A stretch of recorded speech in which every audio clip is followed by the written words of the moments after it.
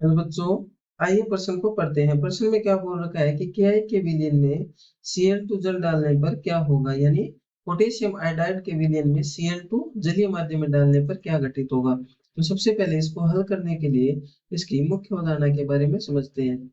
मुख्य अवधारणा में हम क्या देखेंगे कि हमें जब पोटेशियम आयोडाइड की विक्रिया Cl2 के साथ कराते हैं तो यानी क्या आगे जाकर क्या बनेगा, यानी पोटेशियम आयोडाइड का Cl2 जल में डालने पर आगे पोटेशियम आयोडाइड किस में बदल जाएगा। तो हम क्या देखेंगे, विद्युत रासायनिक श्रेणी की सहायता से विद्युत रासायनिक श्रेणी में ऑक्सीकारक क्षमता से इस प्रश्न को हल कर सकते हैं।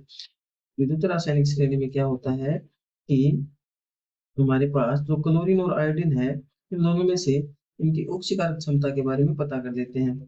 विद्युत रासायनिक श्रेणी में क्या होता है कि हमारे पास जो Cl2 होती है यानी क्लोरीन होती है वो नीचे स्थित होती है, आयोडीन ऊपर स्थित होती है, यानी आयोडीन ऊपर होती है और Cl2 क्या होती है इसके नीचे स्थित होती है।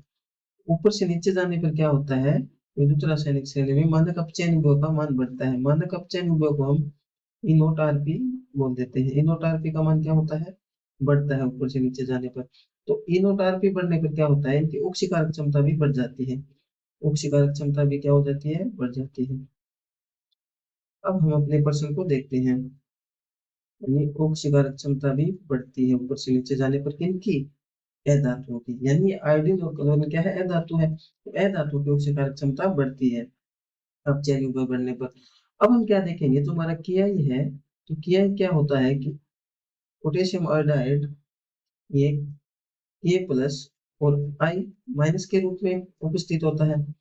इसमें क्या होता है कि हमारा जो आयोडीन होता है आई माइनस को Cl2 क्या होती है, एक प्रबल ऑक्सीकारक होती है। तो Cl2 प्रबल ऑक्सीकारक होने का दूसरों का ऑक्सीकरण आसानी से कर देती है, तो आई माइनस को ये क्या करेगी, I2 में ऑक्सीकृत कर देगी। आई माइनस को क्या करेगी, I2 में ऑक्सीकृत कर देगी। अब आइए प्रश्न को देखते हैं। प्रश्न में क्या है कि K के विलयन में Cl2 जलीय माध्यम में हमें डालना है। तो ये रहा हमारा K यानी पोटेशियम आयोडाइड। अब पोटेशियम आयोडाइड की विक्रिया किसके साथ बोला है, Cl2 जल यानी एक्वस माध्यम। तो यहाँ पर ये K प्लस और ये I माइनस के रूप में। तो Cl2 ऑक्सीकारक है तो I माइनस का क्या कर देगा, ऑक्सीकरण, और विक्रिया क्या हो जाएगी हमारे पास, विक्रिया हो जाएगी KCl पोटेशियम क्लोराइड, और ये हमारे पास I2 के रूप में अपचयित हो जाता है। इस प्रकार बच्चों यह विक्रिया संपन्न होती है। अब इसको संतुलित कर लेते हैं। क्लोरीन कितने हैं, 2, तो यहाँ पर 2 KCl यानी 2 क्लोरीन, और यहाँ पर 2 AI।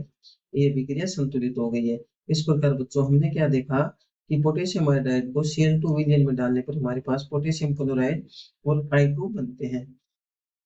आशा करता हूँ आपको ये प्रश्न समझ में आया होगा। धन्यवाद।